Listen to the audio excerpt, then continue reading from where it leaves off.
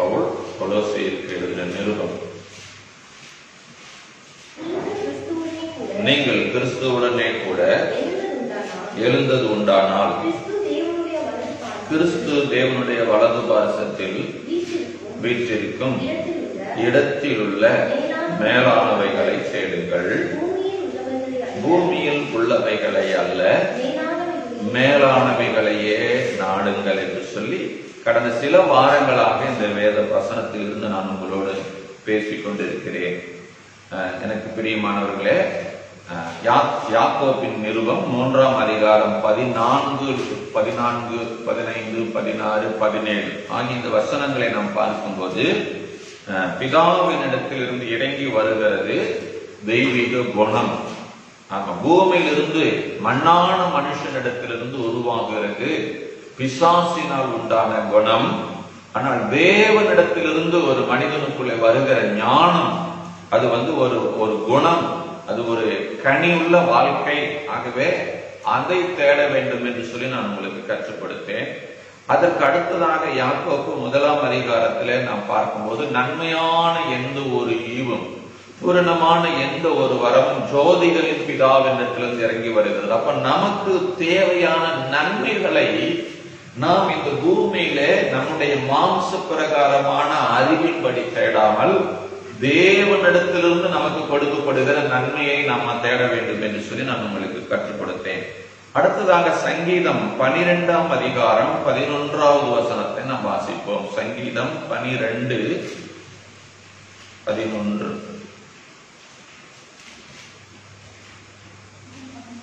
மன்னிக்கணுமா, 16:11 நினைக்கிறேன்.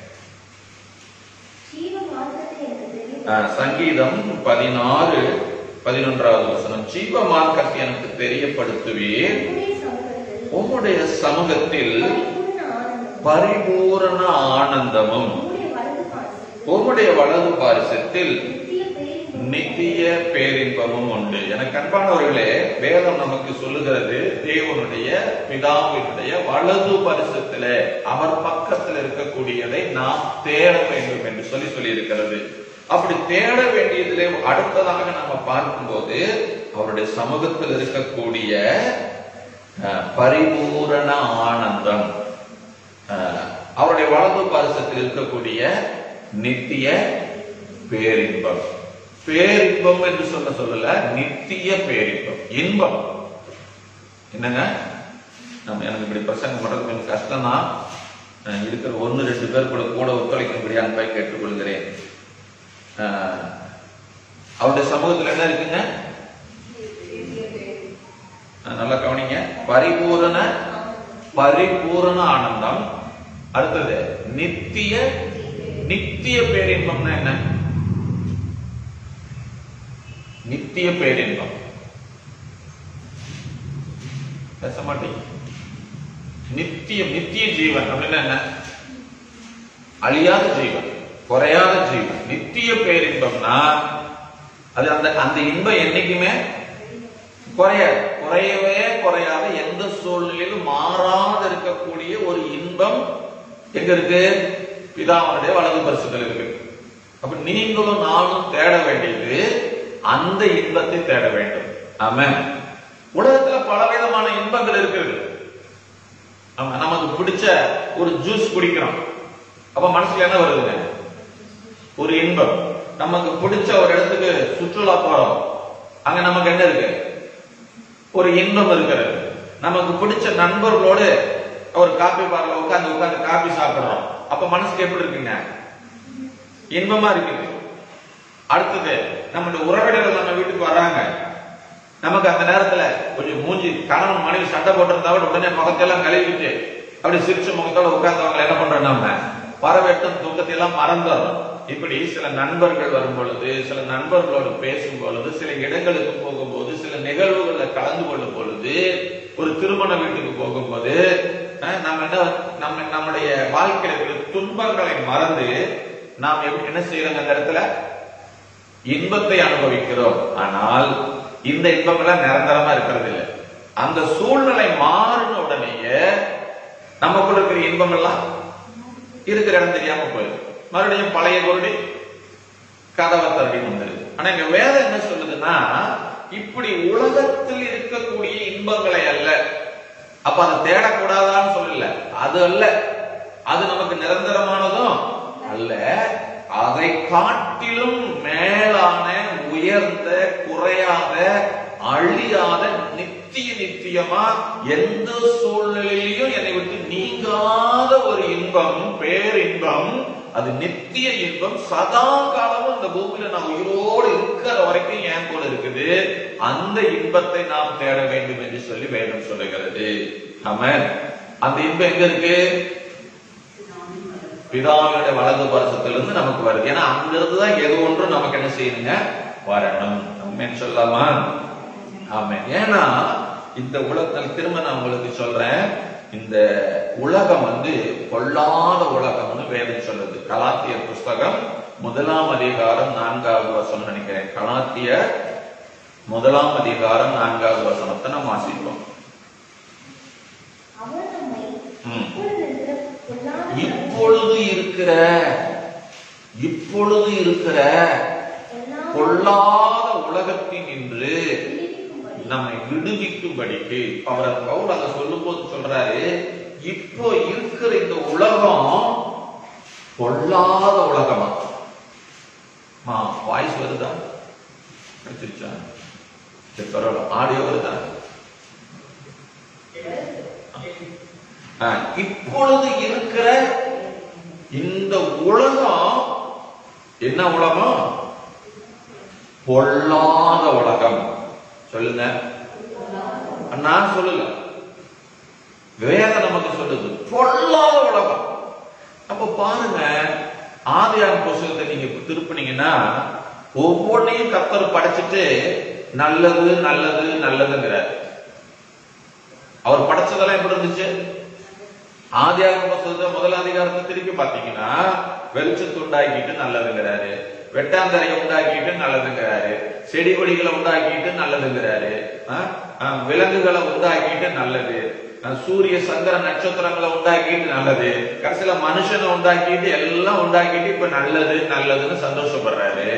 அப்படி நல்லது நல்லதா இருந்த அந்த உலகம் இப்ப எப்படி தெரியுது நமக்கு? இப்ப வேதம், அதே வேதம் சொல்லுது. முதல்ல ஆதியாகம புத்தகத்துல உலகம் நல்லதுன்னு சொல்லுது. ஆண்டவர் வேதம் சொல்ல, ஆண்டவர் சொன்னார்னு வேதம் சொல்லுது. இப்ப நல்லதுன்னு சொல்லப்பட்ட உலகம், நல்லதாக படைக்கப்பட்ட உலகம், நல்லதாக மனுஷனுக்கு கொடுக்கப்பட்ட உலகம் இன்னைக்கு என்னவா பயமாயி போச்சுங்க? இதுக்கு யார் காரணம்? கர்த்தரா? சொல்லுங்க. இன்னைக்கு எது நடந்தாலும் யாருதான் காரணம்? ஒண்ணு கர்த்தர், இல்லைன்னா பிசாசு. எது நடந்தாலும் எல்லாத்துக்கும் மூல காரணம் அவருதாங்க, அவருதாங்க, அவருதான். இல்லைங்க, இதெல்லாம் நம்முடைய என்ன சொல்றது, நம்ம சரியா நிதானித்து பார்க்காம சில காரியங்களை நம்ம பேசுறது இல்லைங்க. இது எல்லாத்துக்கும் மூல காரணம் மனிதன். முதல் மனிதனிடத்துல ஆண்டவர் இந்த பூமியை ஆண்டு கொள்ளுகிற அதிகாரத்தை கொடுத்திருந்தார். அவனுக்கு ஒரே ஒரு கட்டளை கொடுத்திருந்தாரு, இந்த பூமி கண்ட்ரோல் இருந்து நல்லதா இருக்கிறதும் அதை பண்படுத்தவும் அதை காக்கவும் வைத்தார். வசனத்தை வாசிங்க. ஆதியாகம புஸ்தகம் 2ஆம் அதிகாரம்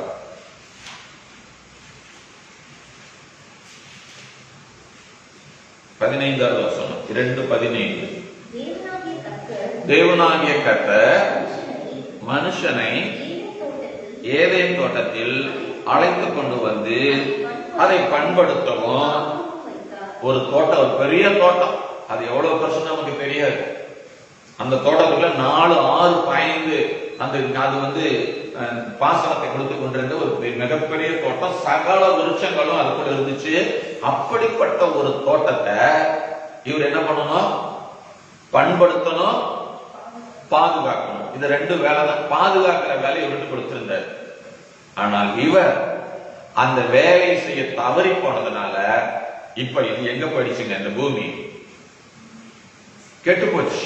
இப்ப காரணம் யாரு? ஆண்டவரா? உடனே சொல்றீங்க ஆண்டவர் அவங்கிட்ட கொடுக்காம இது ஆண்டவரே வச்சிருக்க வேண்டியது தானே? இல்ல இல்ல, ஆமா, இது பிசாசும் காரணம் இல்ல, இது ஆண்டவரும். அந்த முழு பொறுப்பு யாரிடத்துல இருக்குங்க? மனிதன். இன்னைக்கு கொரோனாவுக்கு கூட யாருதான் காரணம்? மனுஷங்க தான் காரணம். ஆமா, சரி, அது நம்ம இன்னொரு நாளைக்கு விளக்கமா பேசுவோம். இப்ப பாருங்க, இப்படி மனிதன் சந்தோஷமாய் வாழ்ந்து கொண்டிருந்த ஒரு வாழ்க்கை, நித்திய பேரின்பத்தோடு இந்த பூமியிலே அவன் வாழ்ந்து கொண்டிருந்தான். அப்படிப்பட்ட மனிதன் தன்னுடைய ஸ்தானத்தை, தன்னுடைய அதிகாரத்தை, தன்னுடைய உரிமையை, தேவன் அவனுக்கு கொடுத்திருந்த அந்த பங்கை அவன் மறந்து, அவன் அந்த பிசாசுடைய சத்தத்துக்கு கீழ்ப்படிந்து தவறு செய்தபடினால இந்த பூமியில இன்னொரு பிரமாணம் உருவாக ஆரம்பிச்சிருச்சு.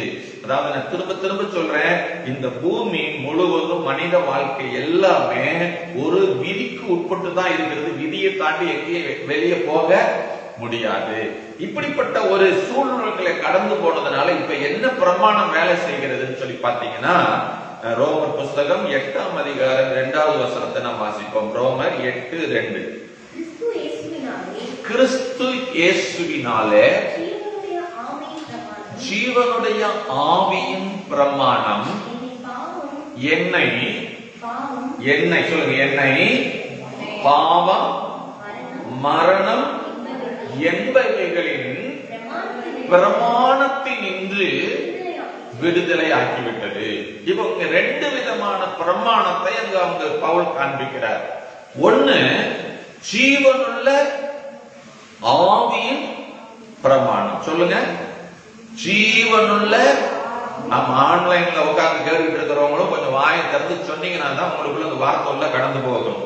கிறிஸ்து இயேசுவினால ஜீவனுடைய ஆவியின் பிரமாணம். இது ஜீவனுடைய பிரமாணம், உயிரோடு இருக்கக்கூடிய ஒரு பிரமாணம், வாழ வைக்கக்கூடிய ஒரு பிரமாணம். இது எங்க செயல்படுகிறது?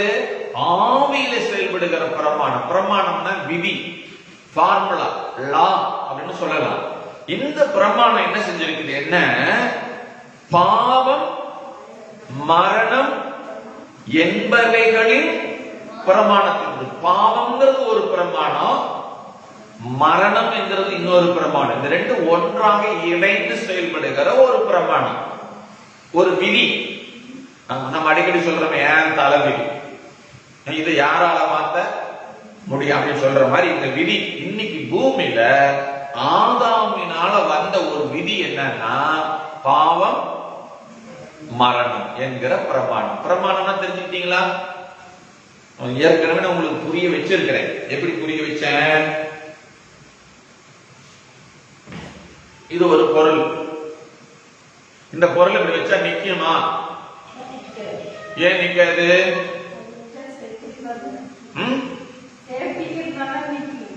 எப்படி நிச்சா நிக்க வேண்டியதுதானே? ஏன் நிக்க மாட்டேங்குது? எந்த பொருளும் என்ன செய்யாதுங்க, நிக்காது. ஏன்னா இந்த பூமிக்கு என்ன இருக்குது? ஒரு பொருளை இழுக்கிற சக்தி இருக்குது. நீங்க மேல தூக்கி வேகமா வீசினா கூட அது வேகமா, எவ்வளவு வேகத்துல வீசுறீங்களோ போயிட்டு போக போக போக அதனுடைய வேகம் குறைஞ்சு திரும்ப என்ன பண்ணி இருக்கீங்க வந்துருது. அப்ப இதுதான் ஒரு பிரமாணம். இந்த பூமிக்கு ஒரு பிரமாணம் இருக்குது. என்ன பிரமாணம்? அது வெயிட்டா இருக்கோ வெயிட் இல்லையோ, இத கூட ஒரு சோதனையில நிரூபிச்சாங்க. எப்படின்னா, இவ்வளவு பெரிய குண்டு ஒண்ணு, இன்னொன்னு பெரிய குண்டு. இப்ப நீங்க தான் சொல்லணும் பதில். ஒரு 4 மணி உயரத்துக்கு போயிட்டு இவ்வளவு பெரிய இரும்பு கொண்ட ஒண்ணு, இவ்வளவு பெரிய இரும்பு கொண்ட ஒண்ணு, 2 பேரை வச்சு அட்ட டைம்ல விடுறோம். எது வேகமா கீழே வரும்? பெருசுதான் வேகமா என்ன செய்யும், வரும். நீங்க இந்த இது படிச்சிருக்கீங்களா? வேற யாராவது இந்த சோதனைய ஒருத்தர் என்ன பண்ணார் தெரியுமா? பைசார் நகரத்து சாய் கோபுரத்துக்கு மேல நின்று போட்டு பார்த்தார், காமிச்சாரு. ரெண்டும் ஒரே டைம்ல தான் என்ன செய்யுங்க, விழுமா. ஆனா நம்ம என்ன சொல்றோம்? பெருசு சீக்கிரமா வந்துருங்க, சின்னது என்ன செய்யும், மெதுவா ஒரு இல்ல. இப்ப அதுல என்ன தெரிஞ்சுக்குதுன்னா, பூமி சின்ன பொருளோ பெரிய பொருளோ எல்லா பொருள் மேலையும் ஒரே மாதிரிதான ஈர்ப்பு விசைய வைத்திருக்கிறது. அது தன்னை நோக்கி எந்த பொருளா இருந்தாலும் என்ன பண்ணுங்க, இழுத்துதான் தீரும். இதை மாற்றவே முடியாது, இதை மாற்றவே. அதே மாதிரி இந்த பூமியில ஒரு மனுஷன் பிறந்துட்டானா அவன் மேல ஒரு விதி செயல்படுகிறது. அது பாவம் மரணம் என்கிறதான விதி. பாவம் என்றால் ஒரு மனிதன் கடவுளை விட்டு பிரிந்து வாழ்கிற வாழ்க்கை. கடவுள் நம்பிக்கை இருக்கும், நான் சொல்றது நல்லா புரிஞ்சுக்கணும். கடவுள் நம்பிக்கை இருக்கும், கடவுளை குறித்த அறிவு இருக்கும், பைபிள் நல்லா படிப்பாங்க, வசனத்தை நல்லா மனப்பாடம் பண்ணுவாங்க, எல்லாமே தெரியும். ஆனா என்ன இருக்க மாட்டாங்க, கடவுளோட இணைந்து போக தெரியாது. இணைந்து கடவுளோடு இணைந்து அவருடைய இருதயத்தை புரிந்து அவருடைய பாரத்தை அறிந்து அவரோடு வாழ முடியாத வாழ்க்கையும் என்னதான் இந்த வாழ்க்கை தெரியுமா? தேவனை அறியாத ஒரு வாழ்க்கை. தேவனை அறியாத ஒரு வாழ்க்கை. இது இந்த பூமியில என்ன பண்ணிட்டே தான் இருக்குங்க, செயல்பட்டுக்கிட்டே தான் இருக்கும், செயல்பட்டுக்கிட்டே தான் இருக்கும். ஆமா, நீங்க என்னதான் ஜெபம் பண்ணாலும், உதாரணத்துக்கு நான் சொல்றேன், இப்ப ஜெபம் பண்ணா மனசுக்கு எப்படி இருக்குது? ஆராய்ச்சா எப்படி இருக்குது? நல்லா இருக்குது. நல்ல பாட்டு பாடுனா எப்படி இருக்குது? சர்ச்சுக்குள்ள உட்கார்ந்து பிரசங்கத்தை கேட்டுக்கிட்டே இருந்தா எப்படி இருக்குது? சொல்லுங்க. சந்தோஷமா இருக்குது, இப்படியே இருந்துட்டா பரவாயில்லைங்கன்னு தோணுது. மணிக்கணக்கா அந்நிய பாஷை பேசுறீங்க, எப்படி இருக்குது? நல்லா இருக்குது. தீர்க்க தரிசனம் கேட்கறீங்க அல்லது தீர்க்க தரிசனம் பேசுறீங்க, ஒரு பிசாசை துரத்துறீங்க, ஒரு கேன்சர் வியாதி சுகமாகறேன், எல்லாம் நடக்கும்போது நமக்கு அது நல்ல சந்தோஷமா இருக்குது. அதெல்லாம் தாண்டி அந்த ஜெபத்தை முடிச்சு கதவை திறந்து வெளியே வந்தோடனே மறுபடியும் மனசு எப்படி இருக்குது? இப்போ அது அப்படித்தாங்க இருக்கு. அப்ப உங்க ஜெபம் உங்களுக்கு என்ன கொண்டு வரல? நித்தியமான ஒரு சந்தோஷத்தை உங்க வாழ்க்கையில கொண்டு வரல. நல்லா ஆராதிச்சீங்க, ஆண்டவருடைய அன்பை உணர்ந்தீங்க, அந்த அன்புல அப்படியே அழுதோம், புரண்டோம், கதறணும், என்னெல்லாம் செஞ்சோம். ஆனா ஒரு அரை மணி நேரம் கழிச்சு போய் நம்முடைய வாழ்க்கையை பார்த்தா மறுபடியும் நம்முடைய வாழ்க்கை எப்படி இருக்குது?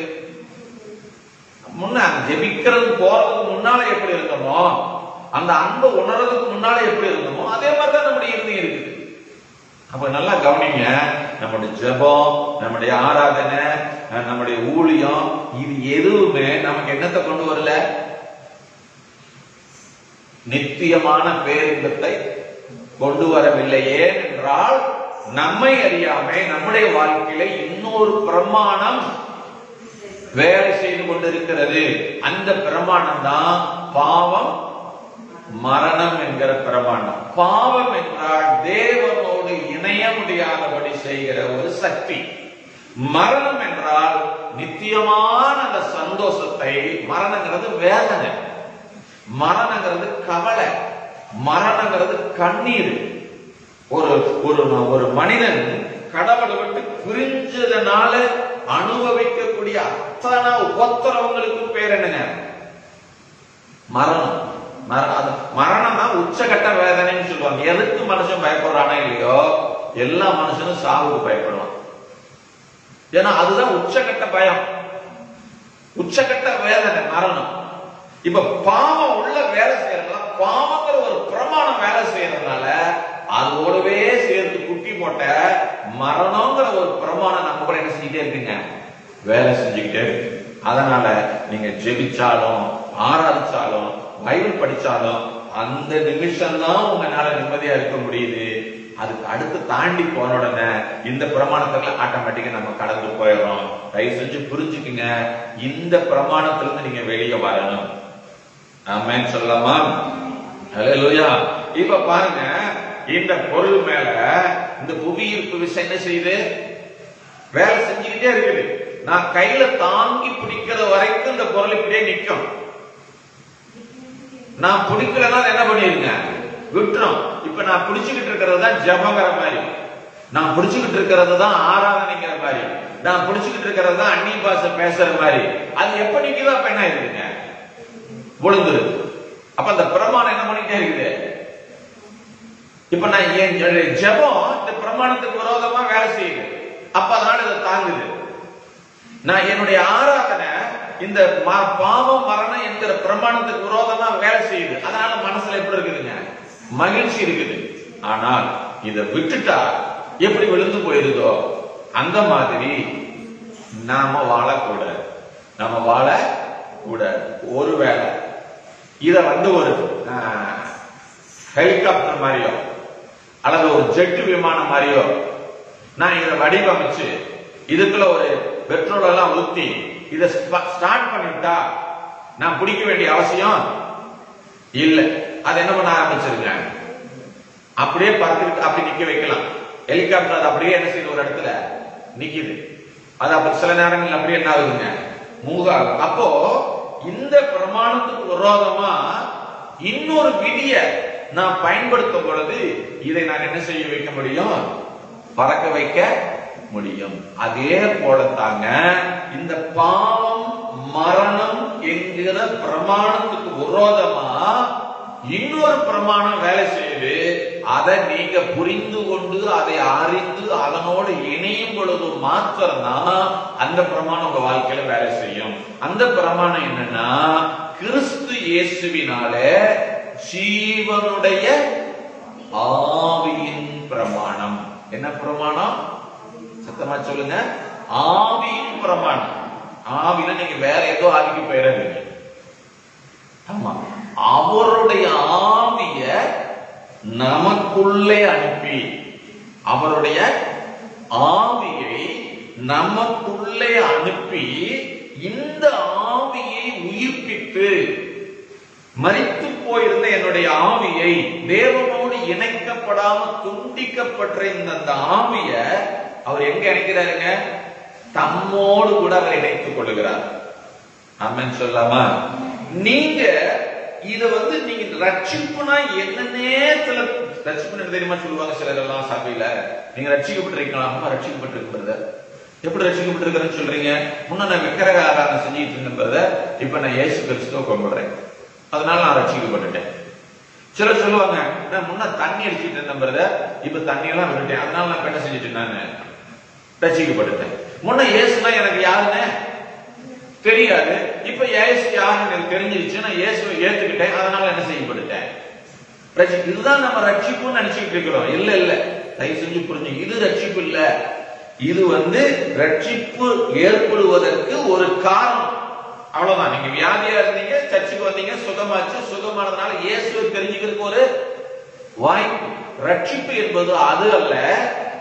தேவனோடு இணைக்கப்படாத இருந்த நான், தேவனோடு ஐக்கியப்பட முடியாது இருந்த நான், தேவனோடு சேரக்கூடாதவனாய் இருந்த நான், என்னுடைய ஆவி உயிர்ப்பிக்கப்பட்டதினால என்னுடைய சரீரம் அல்ல, என்னுடைய ஐம்புலன்கள் அல்ல, என்னுடைய உள்ளான மனுஷன் உயிர்ப்பிக்கப்பட்டு என்னுடைய ஆவியும் தேவனுடைய ஆவியும் ஒன்னா கலந்துறதுக்கு தான் பேரு ரட்சிப்பு. இது என்னன்னே தெரியலன்னா இதை அனுபவிக்கவே முடியாது. எங்க பாயாசம்னா என்னன்னே தெரியல, பாயாசம் முன்ன வச்சா சாப்பிடுவீங்களா? என்ன சொல்லுவீங்க? என் பிள்ளை சொல்ற மாதிரி தான், இதெல்லாம் எனக்கு பிடிக்காது. ஏன்னா அது என்னன்னு, அதுக்குள்ள என்ன இருக்குது, அதுல என்ன நன்மை இருக்குது, எதுவுமே தெரியாது. அப்ப நம்ம வேண்டாம். அதே மாதிரிதாங்க ரட்சிப்புனா வியாதி சுகமாகிறதோ, நமக்கு அற்புத அடையாளம் நடக்கிறதோ, நம்ம இயேசுவை ஏற்றுக்கிறதோ அது அல்ல. இதுல சுகமாகி இயேசுவை ஏற்றுக்கொள்ளும் பொழுது என்னுடைய மரித்து போன உணர்வற்ற என்னுடைய ஆவி உயிர்ப்பிக்கப்பட்டு தேவனோடு என்ன செய்யப்படுகிறதுங்க, இணைக்கப்படுகிறது. இந்த இணைப்பை நீ எந்த ஒரு மனிதன் சதா காலமும் உணர்ந்து கொண்டிருக்கிறார்களோ அவர்கள் மாத்திரமே அந்த நித்திய பேரின்பத்தை அனுபவிக்க முடியும். ஆமென். ஆனா நாம என்ன நினைக்கிறோம் தெரியுமா, நம்முடைய ஜெபம் தான் நம்ம அவரோட இணைக்குது. நம்ம ஜெபிக்கிற நேரம் எல்லாம் நம்ம யாரோட இணைஞ்சிருக்கிறோம், தேவனோட இணைஞ்சிருக்கிறோம். நம்ம ஆராதிக்கும் போதெல்லாம் தேவனோட இணைஞ்சிருக்கிறோம். நாம பைபிள் படிக்கும் போதெல்லாம் நம்ம தேவனோட இணைஞ்சிருக்கிறோம். அதான் பக்கத்தாளோட பேசும்போதோ, வீட்டுக்காரர்கிட்ட பேசும்போதோ, அல்லது ஒரு உயர் அதிகாரிகிட்ட பேசும்போதோ, நம்ம பிரச்சனைக்குரிய ஆளுகிட்ட பேசும்போதோ நம்முடைய ஆவி என்ன ஆகிறது இல்ல, அவருடைய ஆவியானவரோடு நம்ம கனெக்ட் ஆகிறது இல்ல. அப்படி கனெக்ட் ஆகாததுனால வெளியிலிருந்து ஒரு சத்தம் வரும்போது, சத்தம்னா நீங்க உடனே அந்த சத்தம் இல்ல, பேசுகிற ஒரு சத்தம், உங்களை நோக்கி பேசுகிற ஒரு சத்தம் உள்ள வந்த உடனே அது உங்களுக்கு ஒரு விளைவை உண்டு பண்ணுகிறது. நான் சொல்றது புரியுதுங்களா? ஜாயின் பண்ண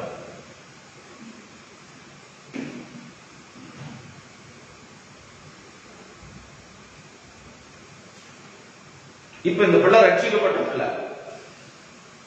இப்ப இவருடைய ஆவி உயிர்ப்பிக்கப்பட்டிருக்குது. இவர் தேவனோடு என்ன செய்யப்பட்டிருக்கிறார்? இணைக்கப்பட்டிருக்கிறார். தேவனுக்குள்ளது எல்லாம் இவருக்குள்ள என்ன ஆகிட்டு இருக்குது இப்போ? அப்ப அவருடைய வலது பரிசுத்தல் என்ன இருக்குது? நித்திய பேரின்பம், அந்த ஆனந்தம் இருக்குது. இப்ப இத என்ன பண்ணிட்டு இருக்கிறாங்க? என்ஜாய் பண்ணி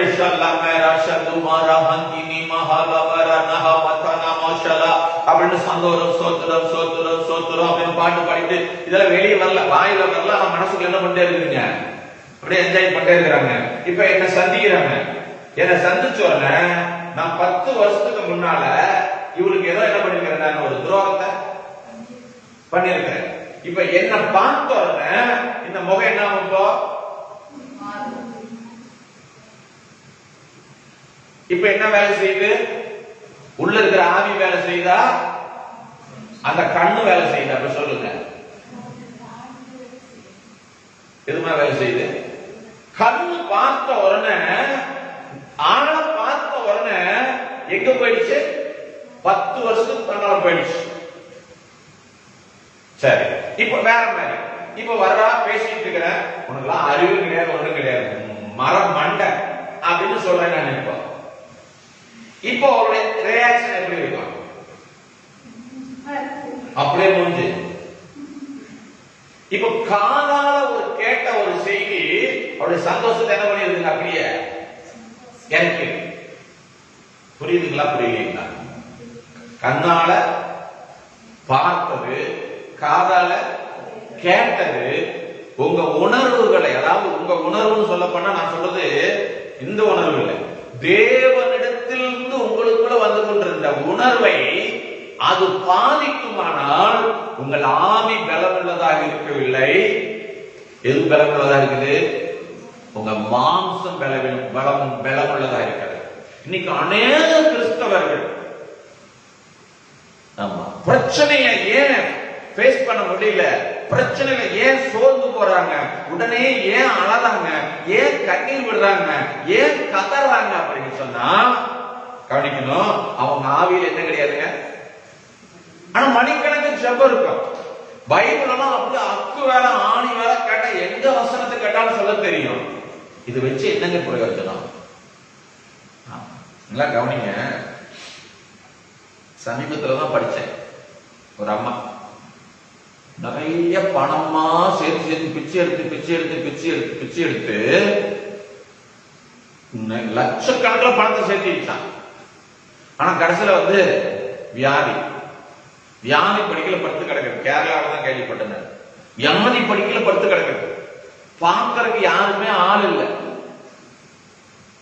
கிழவனா யாரும் வராது, வயசு ரொம்ப வயசானவங்க. கடைசியில் செத்தே போயிட்டாரு. செத்து போனதுக்கு பின்னால அந்த அவனை போய் அடக்கம் பண்ணலாம் முனிசிபாலிட்டிக்காரங்க எல்லாம் வந்து வீட்டை வந்து எடுத்து பார்த்தா மூட்டை மூட்டையா பணம் இருக்குதான். என்ன பிரயோஜனம் பணத்தை வச்சிருந்து? ஒழுங்கா ஒரு நல்ல ஒரு சாப்பாடை சாப்பிட முடியல. தனக்கு வியாதி வந்து அந்த வியாதியை தீர்த்துக்கிறதுக்கு ஹாஸ்பிட்டலுக்கு போக முடியல. பணத்தை வச்சு என்ன பிரயோஜனங்க? அதே மாதிரிதான் வசனம், மணிக்கணக்கா வசனத்தை படிச்சு, மணிக்கணக்கா ஜெபம் பண்ணி, மணிக்கணக்கா முட்டி போட்டு நின்று தான் வாழ்க்கையில ஒரு சந்தோஷத்தை நிரந்தரமா அனுபவிக்க முடியலன்னா அந்த பிச்சைக்காரிக்கு நமக்கு எந்த வித்தியாசமே இல்லைங்க. இன்னைக்கு கிறிஸ்துவங்க அப்படித்தாங்க இருக்காங்க. சின்ன சின்ன நிகழ்வுகள், சின்ன சின்ன வார்த்தைகள், சின்ன சின்ன காட்சிகள் உங்களை பாதிக்குதுன்னு சொன்னா நீங்கள் பலவீனமானவர்கள், ஆவியில பலவீனமானவர்கள். உங்களுக்குள்ள இந்த மரணம், பாவம், மரணம் என்கிறதான பிரமாணம் வேலை செஞ்சுட்டு இருக்குது.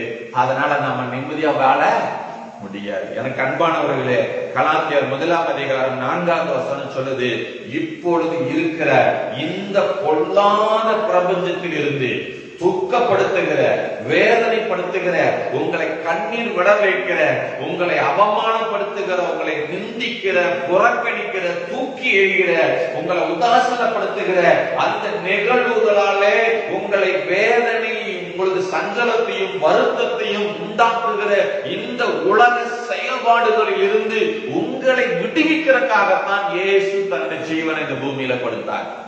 ஆமென். அவர் மரணத்தை அனுபவித்தபடினால நீங்கள் ஜீவனை அனுபவிக்கிறீர்கள் என்று சொல்லி வேதம் சொல்லுகிறது. ஆமென். அப்ப இயேசு எதற்காக மரித்தார்? எனக்கு ஜீவன் உண்டாகிறது. அதான் சொல்றார், நான் ஜீவன் உண்டாகவும் அந்த ஜீவன் பரிபூரணப்படவும் இந்த பூமிக்கு வந்தேங்கிற. அப்போ எனக்குள்ள ஜீவன் உண்டாயிருந்துச்சுன்னு சொன்னா அந்த ஜீவன் என்ன பண்ணணும்? எனக்குள்ள பரிபூரணப்படணும். பரிபூரணப்பட எனக்கும் அவருக்கும் இருக்கிற அந்த ஐக்கியம் அப்படியே விரிவடைஞ்சுக்கிட்டே இருக்கும். ஆமென். அப்போ கண்களினால, காதுகளினால, என் வாழ்க்கையில நடக்கிற நிகழ்வுகளினால என் இருதயம் பாதிக்கப்படாது. ஆமென் சொல்லாமா? இது ரொம்ப கஷ்டங்க. இது பிரசங்கம் பண்றது ரொம்ப ஈஸி. இந்த பிரசங்கத்தை கேட்கறது அதை விட ரொம்ப ரொம்ப ஆமா. ஆனால் வாழ்க்கையில நடைமுறைப்படுத்துகிறது என்பதற்கு ஆமா கிருபை வேணும். ஆமென் சொல்லாமா? ஆமென். அல்லேலூயா. திரும்பி கொஞ்சம் யோசிச்சு பாருங்க, உங்க வாழ்க்கை எப்படி இருக்கு யோசிச்சு பாருங்க. அந்த தேவனுடைய சமூகத்திலிருந்து வருகிற அந்த ஜீவனால உண்டாயிருக்கிற அந்த நித்திய பேரின்பம், அந்த மகிழ்ச்சி என் நிலைமையில் என்கிட்ட இருக்கா? பவுல் இது எழுதின பவுல் சொல்றாரு, எனக்கு வாழ்ந்திருக்கவும் தெரியும், நம்ம எனக்கு வரும் பிரச்சனை கிடையாதுயா. நல்ல சாப்பாடு கிடைச்சாலும் சாப்பிடுவேன், சாப்பாடு இல்லைனாலும் சாப்பிடுவேன். ஆமென் சொல்லாம? அல்லேலூயா. கவனிங்க, என் நிலைமையில என்னால என்ன பண்ண முடியும்? வாழ்ந்திருக்க.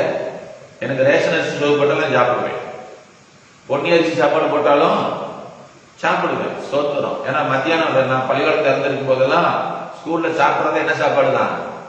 சத்துணவு தான். ரேஷன் கடை அரிசி சாப்பாடு தான் சாப்பிடுறேன். எனக்கு ஒரு கெடுதல் எனக்கு என்ன செய்யுங்க உண்டாக்கவே இல்லை. எப்படியும் வாழ நம்ம கத்திருக்கணும். ஆமா, ஏசி இருந்தா தாங்க படுப்பேன். நம்ம ஏசி பிறந்து வரும்போதே என்ன பண்ணிட்டு வந்துடுறது இல்ல இல்லை. எப்படி அவர் கத்துக்கிட்டாரு, நான் என் நிலைமையிலும் மனரம்யமா இருக்க. மனரம்யம் சொல்லுங்க. என் நிலைமையிலும் எனக்கு மனரம்யம். ஒருவன் தூற்றினாலும் எனக்கு மனரம்யம், என்னை வாழ்த்தினாலும் மனரம்யம். ஆமென். அவர் மாதிரி ஒரு மனுஷன் உலகத்துல பாடுபட்ட மனுஷனுக்கு உலகத்துல பார்க்கவே, இயேசுக்கு அடுத்தது யார் தான் பாடுபட்டாருன்னா பவுல் தான் சொல்லணும். அவ்வளவு பாடுகள், அவ்வளவு வேதனைகள், அவ்வளவு அவமானங்கள், அவ்வளவு நிந்தைகள். ஆனா எதை குறிச்சு அவர் கவலைப்படல. எனக்கும் அவருக்கு இருக்கிற அந்த உறவை வேற எதுவுமே பிரிக்கவே முடியாது. ஆமென். ரோமர் புஸ்தகம் இதை எழுதுனது அப்படியே வர்றாரு பாருங்க. ரோமர் புஸ்தகம் 8ஆம் அதிகாரத்துக்கு வருங்க. ரோமர் 8:35 வசனத்தை வாசிங்க. ரோமர் 8:35. உமது நிமித்தம் என் நேரமும் என்ன சொல்றாருங்க? அப்ப செத்து போயிட்டாரா? கொல்லப்பட்டா என்ன இருக்கணும்? அவரு செத்து இருக்கணும். அப்படின்னா என்ன அர்த்தம்?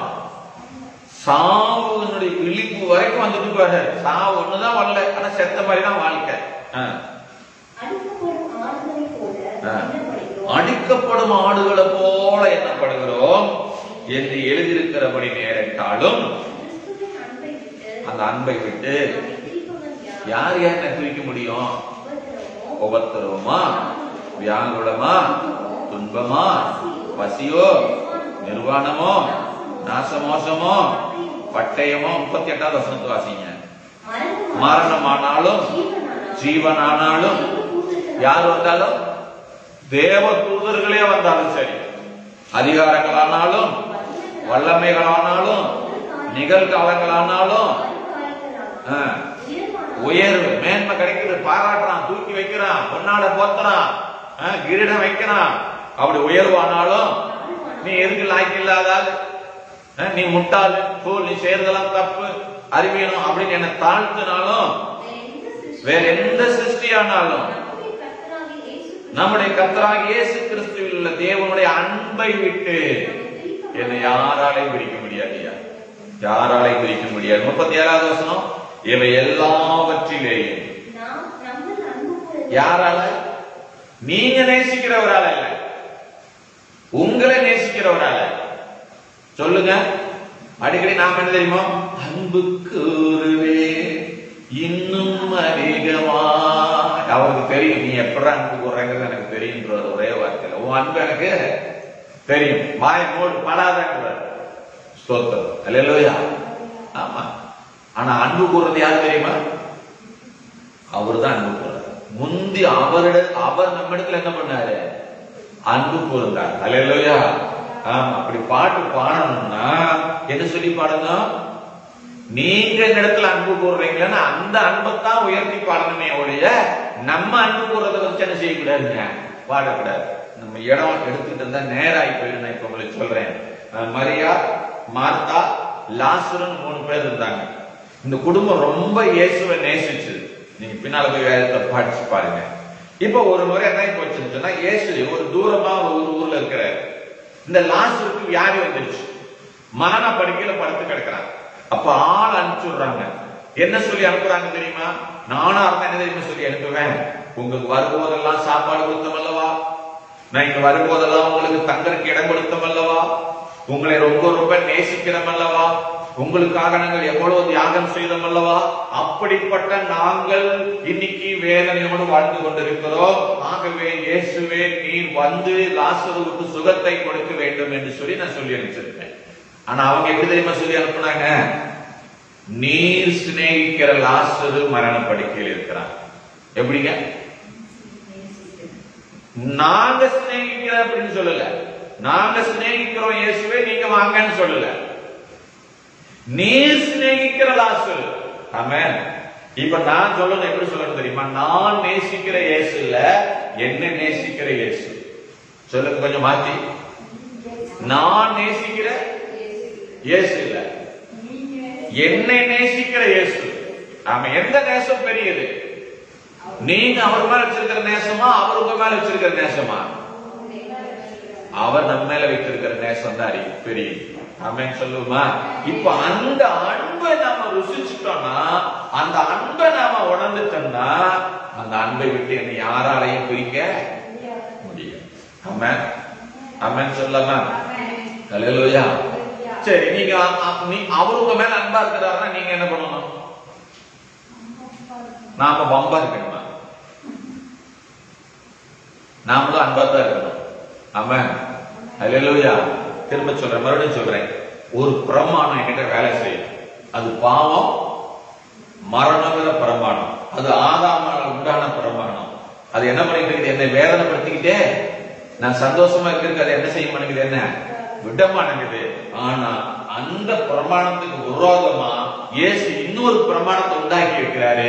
அது என்னன்னா, மரித்து போயிருக்கிற என்னுடைய ஆவிய அவரோட அழைச்சிட்டாரு. இத நினைச்சு நான் கொண்டாடும் போது, என் ஆவியை நீ உயிர்ப்பித்திருக்கிறீர் என்று சொல்லி நம்ம நினைத்து அதை கொண்டாடும் போது, அதை ரட்சிப்பா நாம மேன்மையா நினைக்கும் போது, அந்த சந்தோஷம் நம்முடைய வாழ்க்கையில அளவு கடந்து வந்திருக்குமா? ஆமென் சொல்லமா? ஆமென். அல்லேலூயா. இந்த சந்தோஷத்தை அதுதான் சொல்றாரு, என்னுடைய சமாதானத்தையே நான் உங்களுக்கு கொடுக்கிறேன். உலகம் கொடுக்க முடியாதது உலகம் எடுக்கவும் முடியாது. நான் திரும்ப உங்ககிட்ட நான் சொல்றேன், எனக்கு அன்பான பிள்ளைகளை, வேதம் சொல்லுகிறது பிலிப்பியர் 4ஆம் அதிகாரம் 4வது வசனம், சந்தோஷமா இருங்க, சந்தோஷமா இருங்க, நான் மறுபடியும் உங்களுக்கு நான் சொல்லுகிறேன் என்று சொல்லுகிறாள். ஏனென்றால் சந்தோஷமாய் இருப்பதுதான் தேவனுடைய ஆசை. நீங்கள் மகிழ்ச்சியா இருப்பதுதான் தேவனுடைய விருப்பம். ஆமென். அது ஒரு பிரமாணம். சொல்லுங்க, அது ஒரு பிரமாணம். கலாத்தியர் புஸ்தகம் நான் ஏற்கனவே அதை காமிச்சு கொடுத்துட்டேன், மறுபடியும் நான் உங்களுக்கு காண்பித்து கொடுத்து விரும்புகிறேன். கலாத்தியர் 5ஆம் அதிகாரம் 22வது வசனத்திலிருந்து வாசிப்போம். ஆவியின் கனியோ அன்பு, சந்தோஷம், சமாதானம், நீடிய பொறுமை, தயவு, நற்குணம், விசுவாசம், சாந்தம், இச்சையடக்கம். இப்படிப்பட்டவைகளுக்கு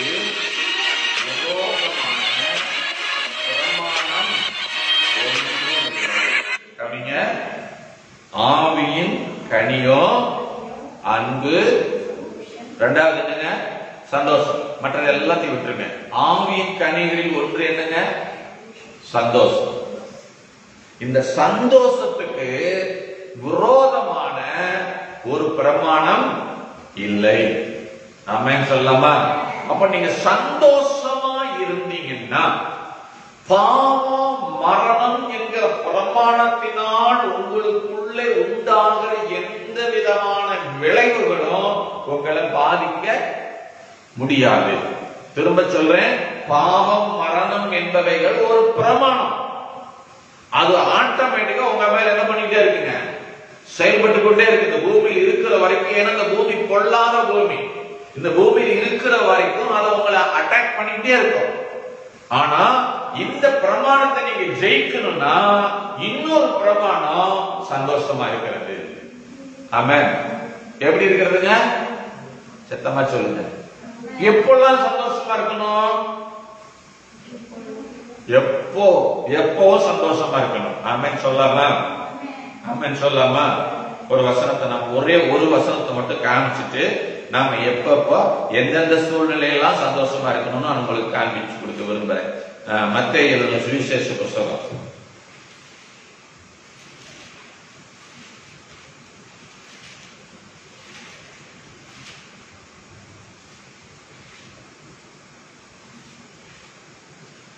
மத்தேயு எழுதின சுவிசேஷ புஸ்தகம் 5ஆம் அதிகாரம் 11வது வசனம். மத்தேயு 5:11 வாசிங்க. என் நிமித்தம் உங்களை நிந்தித்து, சொல்லுங்க, நிந்தித்து. நிந்தித்துன்னா என்ன? நிந்திக்கிறதுனா என்ன? நீ ரொம்ப நல்லவங்க, உங்களை மாதிரி இந்த உலகத்துல யாருமே இல்லை, அப்படி பேசுறதுக்கு பேர் நிந்திக்கிறது. தேவையில்லாம உங்களை பத்தி தப்பா பேசுறதுக்கு தான் பேர் என்னங்க? நிந்திக்கிறது. நிந்தித்து அப்புறம் என்ன பண்றாங்களா? அது ஒருவேளை அடிச்சு துன்பப்படுத்தலாம், வார்த்தையினால துன்பப்படுத்தலாம். எப்படி செஞ்சாலும் சரி துன்பப்படுத்தி பலவிதமான தீமையான வார்த்தைகளை உங்க மேல பொய்யா பேசுறாங்க.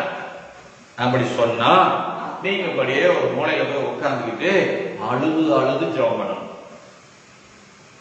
என்ன பண்ணணுங்க? இதுதான் பிரமாணம். என்னென்ன சொல்றாங்க? முதல்ல என்ன பண்றாங்க? நிந்திக்கிறாங்க, துன்பப்படுத்துறாங்க, தீமையான மொழிகளை பொய்யா உங்க பேர்ல சொல்றாங்க. இப்படி சொல்லும் போது உங்களுக்குள்ள என்ன விதமான உணர்வு வருது சொல்லுங்க? கோபம் வருது, ஆதங்கம் வருது, அழுக வருது, வெறுப்பு வருது, கசப்பு வருது, எரிச்சல் வருது, கொன்னே விடலாமாங்கிற எண்ணமோட இதெல்லாம் வருது. இதெல்லாம் என்ன பிரமாணம்? பாவம் மரணம் என்பவைகளில் பிரமாணத்தினுடைய காரியங்கள். இதெல்லாம் செயல்பட்டுச்சுன்னு சொன்னா உங்ககிட்ட இன்னமும் என்ன வேலை செஞ்சிட்டு இருக்கு? பாவம். ஆமா, பாவம் மரணம் வேலை செஞ்சுட்டு இருக்கு. மாம்சம் சுருக்கமா சொல்ல போனா வேற மாதிரி சொன்னா மாம்சம் வேலை செஞ்சுட்டு இருக்குது. மாம்சத்துலதான் பாவமும் மரணமும் வேலை செய்யும். ஆவியில ஜீவன் வேலை செய்யும். ஆமென். இப்போ இப்படி உங்களை பேசுவாங்கன்னு சொன்னா நீங்க அதை ஜெயிக்கணும் அப்படின்னா ஒரே வழி. அடுத்த வசனம் என்ன சொல்றாரு பாருங்க? சந்தோஷப்படுங்க. ரெண்டு வேலை செய்ய சொல்லியிருக்கிறார். முதல் சந்தோஷப்படணுமா, அப்புறம் என்ன பண்ணணுமா?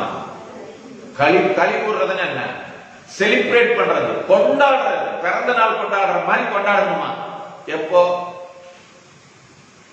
எப்பங்க கொண்டாடணும்? உங்களை கேவலமா பேசும்போது, உங்களை அவமானப்படுத்தும் போது, உங்களை தூசிக்கும் போது. ஆனா நாம என்ன செய்யறதுக்கு பதிலா கொஞ்சம் யோசிச்சு நாம என்ன செய்யணும்? நம்மள யாராவது தப்பா சொல்லிட்டு நம்ம என்ன பண்றோம்? கோவப்படுறோம், கோபம் வருது, அப்புறம் என்ன ஹர்ட் பண்ணிட்டாங்க, என்னமா என்ன ஹர்ட் பண்ணிட்டாங்க அப்படிங்கிறோம், என்ன உடைச்சிட்டாங்க அப்படிங்கிறோம். நம்ம உடம்பு போயிட்டோம். நம்ம ஏன் ஸ்ட்ராங்கா நிக்க வேண்டியது என்ன? இல்லங்க, தயவு செஞ்சு யாரு மேலையும் பழியக்கூடாது. அது வந்து எங்க ஆதாம் காலத்துல உண்டானது. பழத்தை சாப்பிட்டு நான் சாப்பிடல, என் கொண்டாடி தான் கொடுத்தா. கொண்டாடிட்டு போய் கேட்டா அவன் சொல்றான் நான்லாம் கொடுக்கல, சர்ப்பம் தான் என்ன பண்ணுச்சு. நம்ம செய்யற தப்பையெல்லாம் தூக்கி தூக்கி யார் மேல போடுறது? இன்னொரு மேல போடக்கூடாது. அம்மே நிலையில சொல்லலாமா? இல்ல, நான் எப்படி நிக்கணும்? ஸ்ட்ராங்கா நிக்கணும். சொல்லுங்க, நான் எப்படி நிக்கணும்? ஸ்ட்ராங்கா நிக்கணும். நான் ஆவிக்குரியவன். சத்தமா சொல்லுங்க, நான் மாம்சத்துக்குரியவன் அல்ல. ரோமர் புஸ்தகம் 8ஆம் அதிகாரத்தை தயவு செஞ்சு திரும்ப திரும்ப போய் படிங்க. நான் மாம்சத்துக்குரியவன் அல்ல, நான் மாம்சத்துக்கு கடனாளி அல்ல. துக்கப்படுறதுக்கு, வேதனைப்படுறதுக்கு, எரிச்சு கிடையிறதுக்கு, கோபப்படுறதுக்கு, கசப்ப சுமக்கிறதுக்கு நான் மாம்சத்துக்குரியவன் அல்ல. நான் ஆவிக்குரியவன். என் ஆவியை கர்த்தர் உயிர்ப்பித்திருக்கிறார். என் ஆவியை தேவனோடு இணைச்சிருக்கிறார். நான் தேவனுடைய சாயலாய் நான் சிருஷ்டிக்கப்பட்டவன். ஆமென் சொல்லலாமா? அப்ப எனக்குள்ள இன்னொருவன் இருக்கிறான் என்பதை அறிந்து அந்த உள்ளான மனுஷனை பலப்படுத்தி நீங்க உள்ளான மனுஷனை செயல்படுத்த விடுதலைன்னு சொன்னா நீங்க இந்த உலகத்துல ஒரு வெற்றியுள்ள வாழ்க்கை வாழவே முடியாது. ஏன்னா அந்த பிரமாணம் தொடர்ந்து போராடிக்கிட்டே இருக்கு. இல்லைங்க, இந்த இது வந்து விட்டா கீழே விழத்தான். ஒரு யாரு ஒருத்தர் தாங்கி பிடிச்சிக்கிட்டே நிக்கவே முடியாது.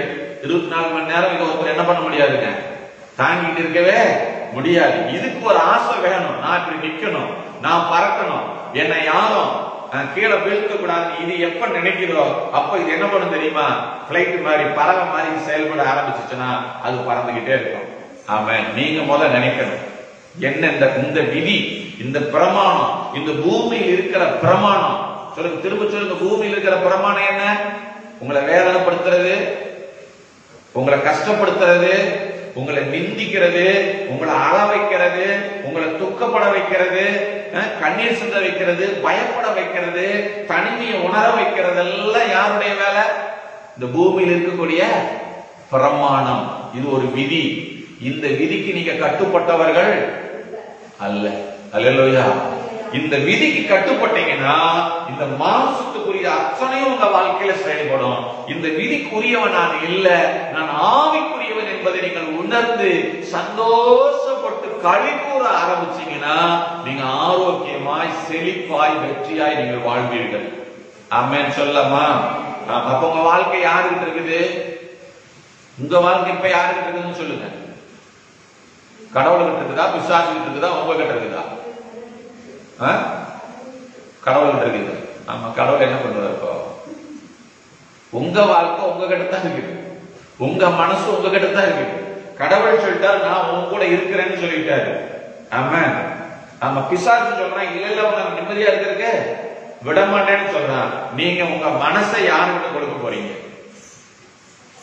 கடவுள்கிட்ட கொடுத்துட்டு சந்தோஷமா இருங்க, சந்தோஷமா இருங்க. இந்த சந்தோஷமா இருப்பதற்கு விரோதமான பிரமாணம் இந்த உலகத்துல இல்லை. ஆமென் சொல்லலாமா? அன்றைய சமூகத்துல இன்னும் ரோமர் புஸ்தகத்துல சில வசனத்தை பார்த்துட்டு போயிடலாமா? ரோமர் 8ஆம் அதிகாரத்துக்கு இருக்குங்க.